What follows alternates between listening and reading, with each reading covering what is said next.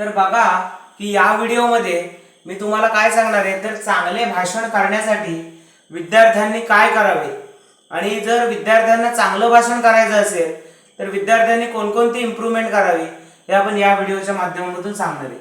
तर आपल्या या व्हिडिओचं टायटल आहे की चांगलं भाषण करण्यासाठी विद्यार्थ्यांनी कोणकोणत्या गोष्टी आपल्या अभ्यासामध्ये घेणं गरजेचं आहे, जेणेकरून एखाद्या विषयावर भाषण करताना कुठले मुद्दे आणि कसे मुद्दे सॉर्ट आउट करायचे ते तुम्हाला समजलं पाहिजे।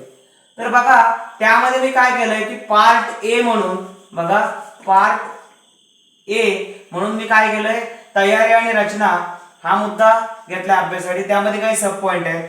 आणि पार्ट बी मध्ये मी काय घेतलेलं आहे सादरीकरण व संवाद हे मुद्दे घेतलेले आहेत। तर बघा की चांगले भाषण करण्यासाठी विद्यार्थ्यांनी काय करावे, याच्यामध्ये पहिला मुद्दा आहे तयारी आणि रचना।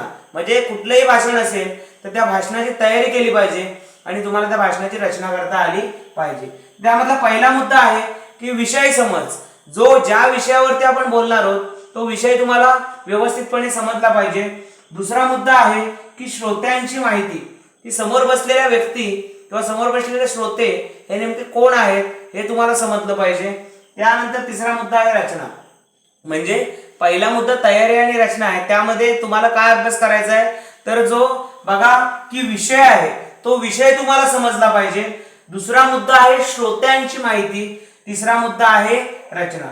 त्यानंतर दुसरा जो मुद्दा आहे सादरीकरण व संवाद। त्यामध्ये काय, तर तुम्हाला सादरीकरण करताना पहिल्यांदा तुम्ही ज्या विषयावर बोलणार आहात ते तुमचे शब्द नीट असले पाहिजेत।